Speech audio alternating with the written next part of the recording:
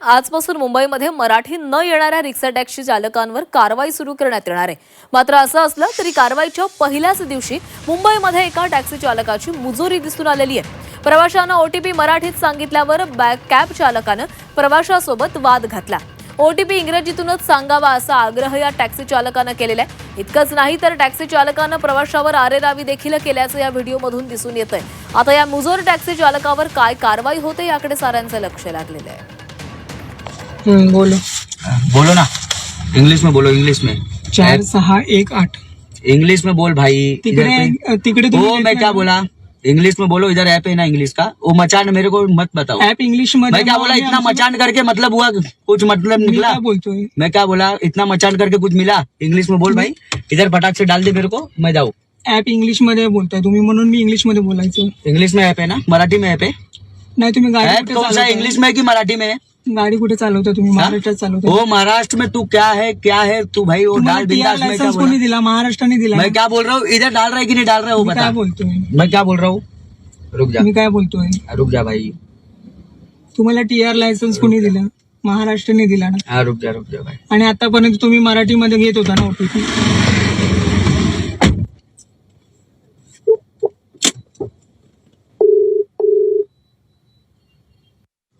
बोलो बोलो ना, इंग्लिश में बोलो, इंग्लिश में।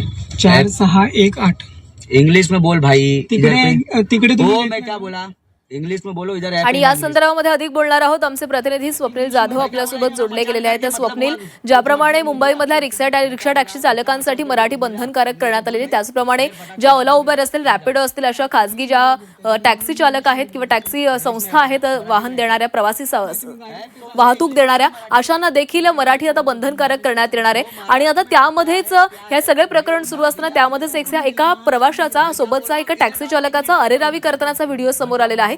मराठीमधून ओटीपी सांगितला म्हणून या टॅक्सी चालकाने त्याच्यासोबत वाद घातलेला आहे।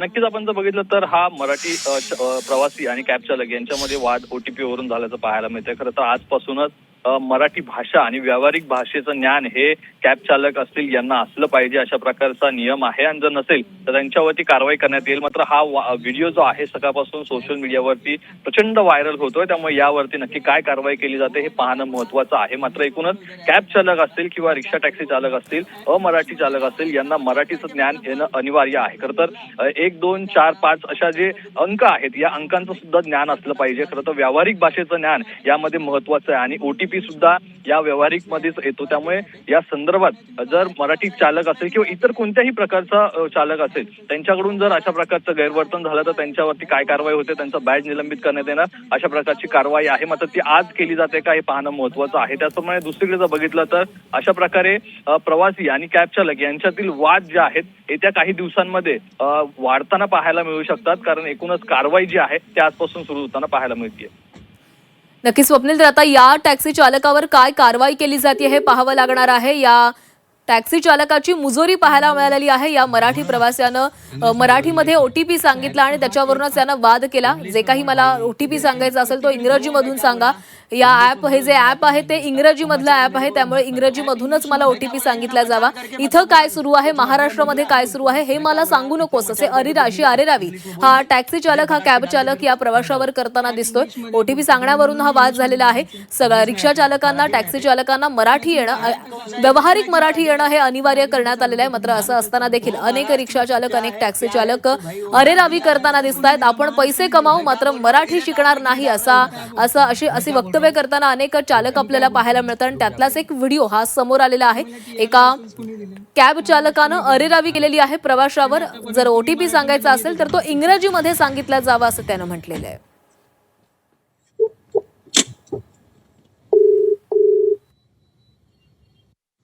बोलो बोलो ना, इंग्लिश में बोलो, इंग्लिश में।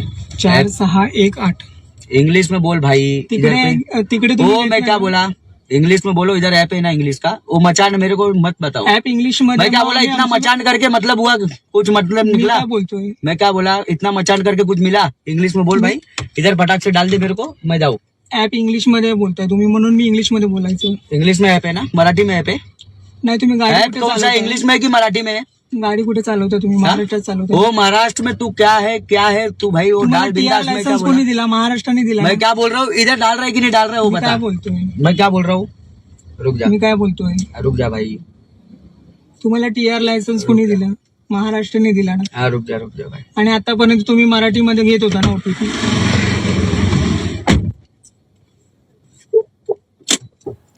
तर पुन्हा एकदा आमचे प्रतिनिधी स्वप्नील यांच्याकडे जाणार आहोत. स्वप्नील, आपण व्हिडिओ पुन्हा एकदा प्रेक्षकांना ऐकवलेला आहे.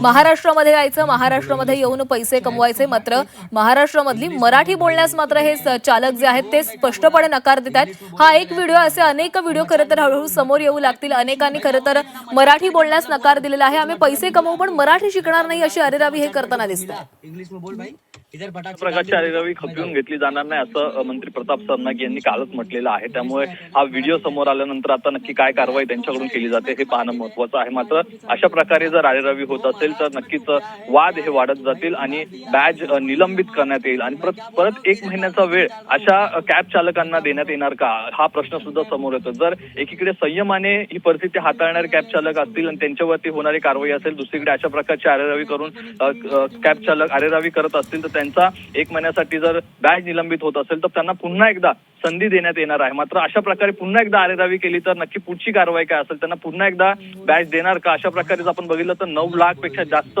परवाने हे महाराष्ट्रामध्ये आणि मुंबईमध्ये, विशेषतः मुंबईमध्ये देण्यात आलेले आहेत. त्यामुळे या कारवाईमध्ये अनेक अशा प्रकारचे लोक यामध्ये सामील होतील आणि एकूणच अशा प्रकारे जर अरेरावी होते याचं कारण दुसरं आणखी एक ते म्हणजे अनेक परवाने जे आहेत ते काही पैसे देऊन खरेदी केले जातात आणि यामुळेच यांना कुठेतरी भय नाही का, अशा प्रकारे प्रश्न या ठिकाणी उपस्थित होतो. त्यामुळे नक्की धारीतले शुक्राचार्य कोण आहेत या आरटीओ विभागामध्ये किंवा परिवहन विभागामध्ये हे पाहणं महत्वाचं आहे. जे उत्तर भारतीय असतील किंवा इतर कोणत्याही राज्यातून मुंबईत, महाराष्ट्रात येऊन परवाने विकत घेऊन अशा प्रकारे कॅब चालवत असतात त्यांच्यावर नक्कीच सर. स्वप्नील, तर राज्यामध्ये टॅक्सी आणि रिक्षा चालवणाऱ्या अमराठी चालकांना मराठी सक्तीची केलेलीच आहे, पण त्याचबरोबर आता परिवहन विभागानं ओला, उबर सारख्या इतर प्रवासी गाड्यांसाठी देखील नवी नियमावली आणलेली आहे. त्यामुळे आता या चालकावर काय कारवाई होते हे पाहावं लागणार आहे.